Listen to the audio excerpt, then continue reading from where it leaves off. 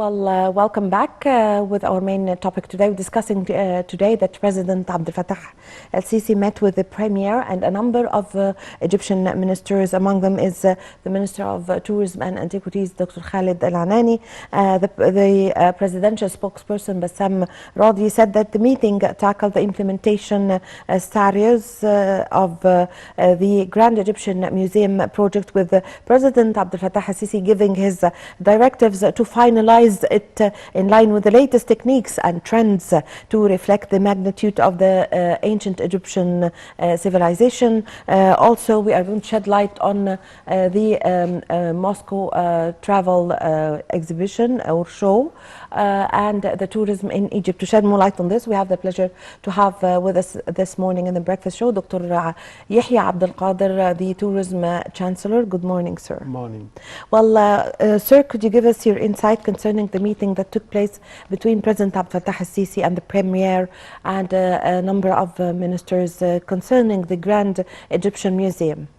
Well, really, was so fortunate. The whole world, is anticipating the grand opening of the Grand Egyptian Museum, which what has been developed over a decade now, and we've been working so hard. Just last month we moved some boat, from the Cheops, next to the Cheops pyramid, to the Grand Egyptian Museum, and it's only 4,500 years old, it's so antique, and we need to use the technology from Belgium to move it safely and, set it up, in a very prestigious location in the Grand Egyptian Museum.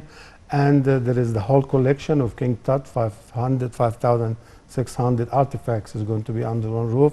So that's why His Excellency President Abdel al-Sisi was requesting from the top, echelons of the Egyptian government to, speed up, the process, because there's lots of antiquities and artifacts that's going to be selected, carefully handpicked from Egyptian sites, and museums, to be on display for the whole world shortly, inshallah.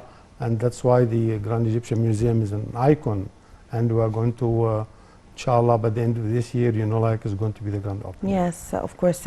Also, the meeting reviewed the latest developments in the tourism and antiquities sectors. So recently, the Minister of Tourism and Antiquities attended the Moscow travel show in Russia. Yes. So could you give us an idea about this? Well, from the 7th until the 9th of September. Yes. Really, this is one of the top international shows, the Legion Travel Show, held annually in Moscow. And, we are so fortunate because Russian, tours has been resumed since the 9th of August up to now.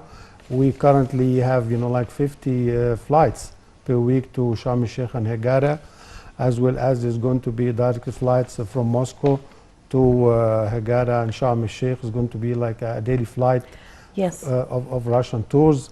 And that's why, we still remember in 2010 we used to receive 3 million visitors. Yes, actually the Russian tourism or tourists are the largest number, or the most country that its citizens influx or flow to Egypt for tourism. Exactly. Yes. I mean, nearly, Haggadah looks like a Russian city now.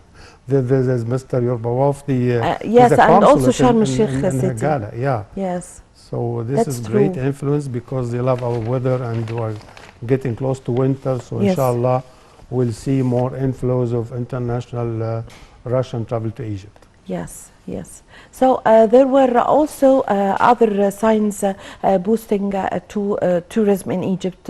We spoke about the Grand Egyptian Museum, also the travel show that the Minister of Tourism and Antiquities attended, and it's very important, of course, the flow of the Russian tourists into Egypt.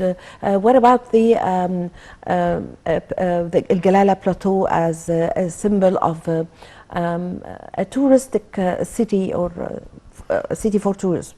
Well, really, how do you view it? This is a great project because the Port Authority of Sokhna has been developed for a budget of $20 billion. And this is very essential because it's going to move trade, business, and travel from east to west and from north to south. Yes. And the bullet train, will be moving, at a very high speed from Sokhna to Alexandria to Alamein and to Matruh to, to travel for 660 kilometers, which is going to promote travel, from Mediterranean, from Napoli, from Genoa, and to Egypt and vice versa. Marsa Matruh now is benefiting from this because now we have tours from Romania coming to Marsa Matruh. We have tours from Azerbaijan, Tatarstan. So, as we see now, both Egyptian resorts, Red Sea and Mediterranean, are benefiting from the location of Sokhna and Galala. And there is a very sophisticated university that opened last year. It has 22 colleges. Yes. So yes. this is some of the benefits, of the Galala project, really. Yes. So, Mr. Abdel Kader, now concerning the opening of new museums like the Grand Egyptian Museum, the Egyptian Museum for Civilization, and other museums that in recent years have been opened, how do you see the importance of this in boosting tourism in Egypt? Really, this is very essential to promote culture, travel, and heritage. It has many benefits, multi-benefits, because number one, the population itself, they will realize and acknowledge the civilization. Children and schools and universities, will make tours to be familiar with the Egyptian, grand civilization, to look after, the antiquities, to preserve it, and, to know the story behind it. And culture tourism accounts for 25% of world travel. So really, we have cultural hubs like Aswan, Luxor, Cairo, and Old Cairo, and Alexandria. So Egypt really is like an outdoor museum with international attractions that people worldwide love to travel and watch. Yes, all the eyes are now going to the Grand Egyptian Museum. However, recently 22 kings and queens were, the mummies of the 22 kings and queens in April were transferred from the Egyptian Museum in Tahrir to the Museum of Egyptian Civilization in El Fustat. Yes. So, choosing locating the mummies of the 22 kings and queens, tell us about this, please. Well, really, that was, like a momentous event, like on April 3rd, when His Excellency President Fattah Sisi, was at the Fustat Museum for Civilization, yes, receiving, the grand queens and kings of Egypt, 22 of them. And, the museum is an icon. We receive 7,000 to 8,000 visitors per day. And the President gave directives that, students will, and senior citizens as well, they will have free access to the museum and its artifacts. And, we still remember the ceremony, that was accompanying, why weren't the mummies transferred to the Grand Egyptian Museum? Well, why was the really because, the UNESCO and European Union, with national heritage, they are upgrading and restoring the Cairo Museum now. Yes. It's over 100 years old. And we have, fund from international, associations and boards, to renovate it. And actually, it's the Cairo Museum really has a very heavy load, of artifacts and antiquities. It can create, about 10 museums, So it was about time, to move part, and make a unique location and site for the mummies of the grand kings and queens of Egypt. Yes. Dr. Abdel Kader, the Minister of Tourism and Antiquities, Dr. Khalid Al-Anani, recently said that the number of, or the average of tourism during the last 3 years has reached 290,000 tourists. So tell us about the significance or the importance of this number. Well, as we all know, the whole world travel, according to the World Tourism Organization in Madrid, has suffered heavily. And there was lots of damage, due to the, pandemic, which hit the whole world, trade and travel and aviation and cargo. So world travel, went down by 85%. But, Egypt was very alert, and we followed the regulations of the World Health Organization in Geneva, the IATA in Canada, and according to which we were one of the first destinations worldwide capable of opening and operating our resorts in the, let's say, Egypt. And currently, like the rate of vaccination worldwide is very high. Some countries have the citizens been vaccinated twice, some 3 times. So with the progress of time and the high rate of vaccinations, our resorts are getting safer. We vaccinated, and immunized our staff in Aswan, Luxor, Nile Cruises, Kader, Sharm el-Sheikh, Marsa Alam. Yes. So all our resorts and the hotels themselves, they have been inspected by international boards and by local boards as well. That's why, for example, last month we received over 100,000 visitors from Saudi Arabia. Yes. It's only one single country. So remember, how much we'll be gaining from the GCC, the Gulf Cooperation Council countries, and other destinations as well. Yes. So, Dr. Abdel Kader, now the recently Secretary General of the Supreme Council of Antiquities, Mustafa Waziri, and the Director of the Houston Museum of Natural Sciences in the United States of America signed the protocol for holding a temporary archaeological exhibition, Ramses and the Pharaoh's Gold. The Ministerial Council agreed to hold the exhibition in 4 international cities. The exhibition's value amounts $1 billion US. So the first stop of the exhibition is going to be Houston Museum of Natural Sciences in Texas, USA, and other 3 stops or stations. Well, yes. So tell us about this, please. Well, really, it's great, to display, Egyptian antiquities on world tours. We remember we had just recently we returned back the collection of King Tut. Yes, King Tut, yes. It toured London and Paris and several Geneva, cities in... Exactly. It was a tour, on a tour for 3 years, Yes. until now it's... But after this tour, the collection of King Tut is going to rest forever in the Grand Egyptian Museum. Exactly. That was the last tour for the king to be outside Egypt. Yes. So why we decided this? Do you think it's important that for some pieces and monuments to tour the world in some exhibitions? Definitely, yes. Because what's the importance of this? It's very, I worked 10 years in the States for tourism promotion, and I seen many exhibitions. There was in San Jose, California, there was Women of the Nile, and actually the collection was not borrowed from Egypt, it was borrowed from Hildesheim in Germany.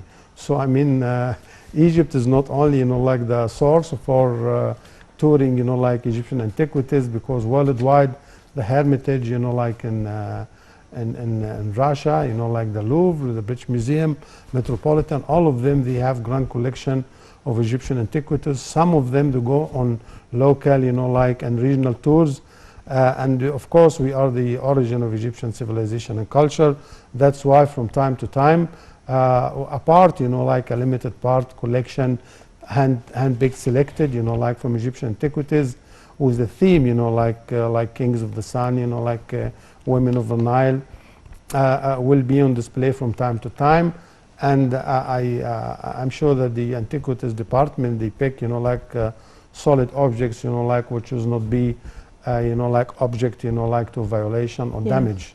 Yes. And there is high insurance, installed for this. So really, it promotes travel, and visitors, when they go for the tours and exhibitions, they start making tours to spend 7 days or 10 days in Egypt and see the real thing. Yes, so the importance of showing the Egyptian monuments in some exhibitions around the world, and especially what's going on now or is going to be expected in 4 stations in the United States of America. Do you think how important is this to promote for the tourism in Egypt for some people who would not be very keen on traveling or have some sort of problems to travel. Would this convince other people? Because of course people around the world are crazy about